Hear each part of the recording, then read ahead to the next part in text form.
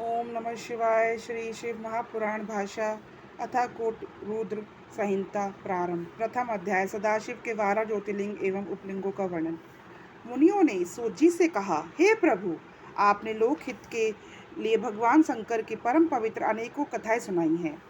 भगवान शंकर जी की कथा रूपी अमृत का पान करते करते कौन पुरुष तृप्त हो सकता है। अतः आप जगत के मंगल के लिए पृथ्वी पर तीर्थ स्थानों से परम श्रेष्ठ सदाशिव के लिंग एवं और भी प्रसिद्ध प्रसिद्ध शिवलिंगों की कथाएं का वर्णन कीजिए।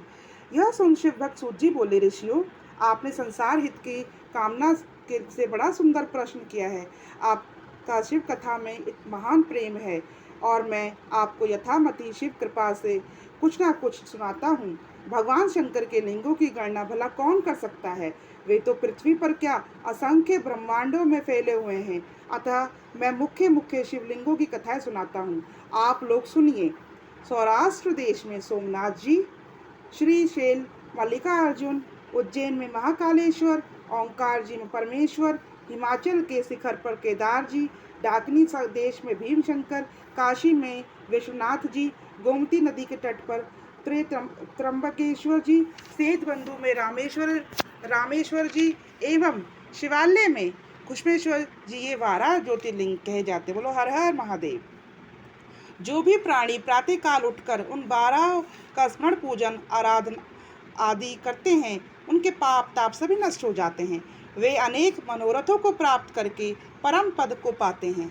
इन ज्योतिर्लिंगों पर चढ़ाया हुआ नैवेद्य प्रसाद खाने से कोई दोष नहीं।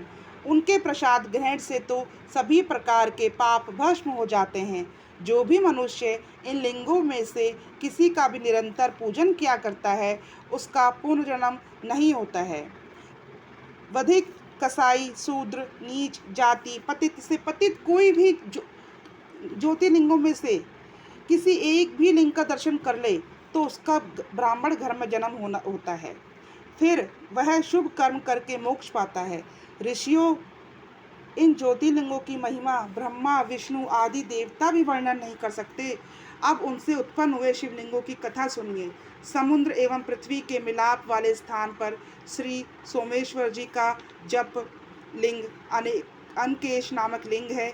मल्लिकार्जुन से प्रकट हुआ उपलिंग रुद्रेश्वर नाम से प्रसिद्ध है।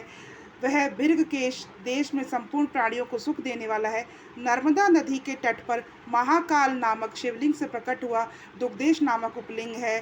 और जो ओंकार से प्रकट हुआ कर्मेश्वर नाम का उपलिंग है, वह बिंदु सरोवर में सब प्रकार के मनोरथ पूर्ण करने वाला प्रसिद्ध है। केदारेश्वर से प्रकट हुआ भूतेश्वर नामक उपलिंग है, वह यमुना के तट पर विद्यमान है। भीमशंकर से प्रकट हुआ उपलिंग जो बल बुद्धि को बढ़ाता है, उसका नाम भीमेश्वर है, वह पर्वत पर प्रसिद्ध है। नागेश्वर शंकर का उपलिंग पापनाश भूतेश्वर नाम से प्रसिद्ध है। मल्लिका सरस्वती नदी के तट पर विख्यात है। श्री रामेश्वर जी का उपलिंग गुपेतेश्वर नामक है। घुमेश्वर नाम का उपलिंग वाघेश्वर नाम से है। ये सब लिंग और उपलिंग पापों को भस्म करके भक्तों को अनेक फल प्रदान करते हैं। इनका पूजन एवं दर्शन करने से सब प्रकार के मनोरथ सिद्ध होते हैं। बोलो हर हर महादेव। सांब सदाशिव। हर हर भोले, घर घर भोले।